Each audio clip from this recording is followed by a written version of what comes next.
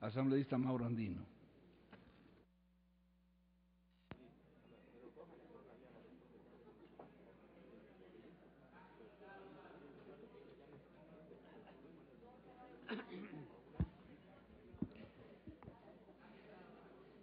Sí, gracias, señor presidente.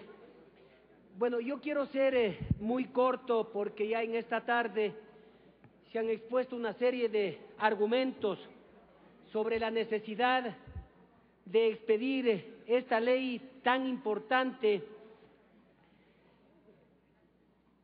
relacionada pues precisamente a la regulación y control del poder del mercado.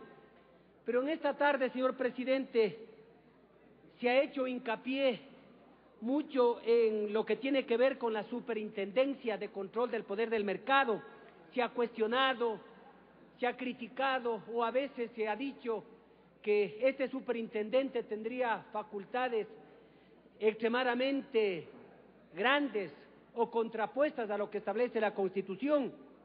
Sin embargo, yo quisiera recordar que el artículo 213 de la Carta Fundamental es sumamente clara, es sumamente precisa, cuando señala que las superintendencias son organismos técnicos de vigilancia, auditoría, intervención y control de las actividades económicas, sociales y ambientales y de los servicios que prestan las entidades públicas y privadas, con el propósito de que estas actividades y servicios se sujeten al ordenamiento jurídico y atiendan al interés general.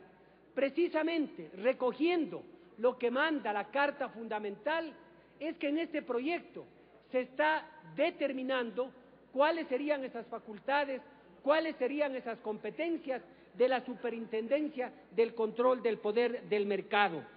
Asimismo, esta norma constitucional señala que las superintendencias actuarán de oficio o por requerimiento ciudadano.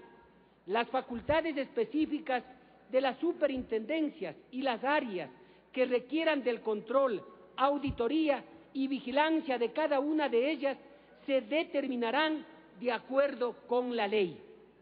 Eso es lo que justamente ha hecho el Ejecutivo y hoy la Comisión, presidida por Paco Velasco, para determinar cuáles serían esas facultades, esas competencias que están determinadas en este proyecto de ley que hoy estamos debatiendo, señor presidente. Sin embargo, yo quiero hacer dos precisiones que todavía hay tiempo para que el compañero Paco Velasco las recoja, porque en el debate anterior de la sesión ya expusimos, pero no se los ha recogido, y tiene que ver con las medidas cautelares.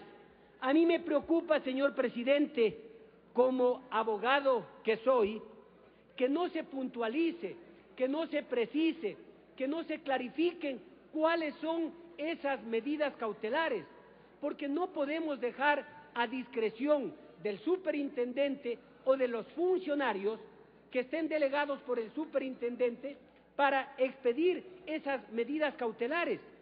Yo solamente quiero recordarles que en el artículo 26 de la Ley Orgánica de Garantías Jurisdiccionales y Control Constitucional, de una manera clara y precisa, se determinan, por ejemplo, cuáles serían esas medidas cautelares.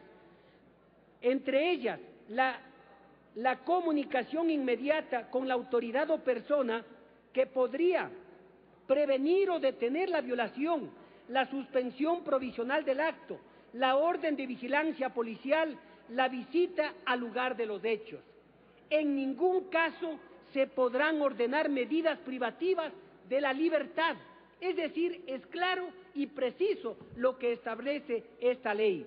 Asimismo, el Código de Procedimiento Penal, en el artículo 160, determina clases. Las medidas cautelares de carácter personal son, entre otras, el arresto domiciliario, que puede ser con supervisión o vigilancia policial, la detención y la prisión preventiva, y las medidas cautelares de orden real, el secuestro, la retención y el embargo. Y en el Código de Procedimiento Civil, en cambio, se habla, por ejemplo, como medidas o providencias preventivas, el secuestro, la retención o la prohibición de enajenar. En tal virtud, señor presidente, considero que es muy necesario, imprescindible, para evitar que exista esa discrecionalidad en el superintendente o algún otro funcionario, que se establezcan cuáles son estas medidas cautelares, porque en el artículo 62 únicamente se dice que el órgano de sustanciación de la Superintendencia de Control del Poder del Mercado, antes o en cualquier estado del procedimiento, podrá establecer medidas cautelares e imponer condiciones, así como ordenar el cese o la abstención de la conducta anticompetitiva. Pero no se establece, insisto, cuáles son esas medidas que deben estar detalladas en este proyecto de ley. Asimismo, señor presidente, hago hincapié una vez más en lo que ya había señalado en la sesión anterior.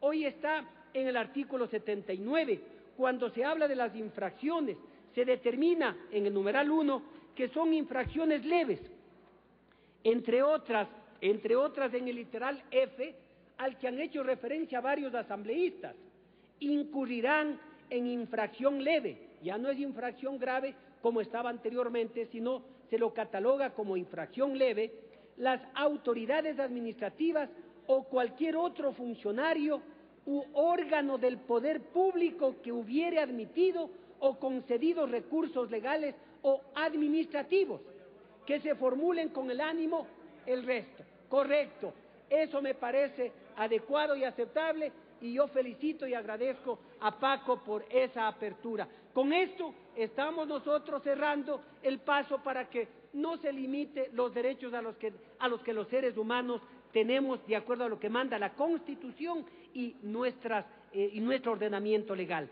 Con ello, señor presidente, yo pienso que el objeto de esta ley es, como se ha dicho, evitar, prevenir y corregir y eliminar y sancionar el abuso de operadores con poder del mercado. Así vamos a garantizar servicios y bienes de calidad y que no se atente en contra de los ciudadanos que vivimos acá en el Ecuador. Nada más, señor presidente, muchísimas gracias.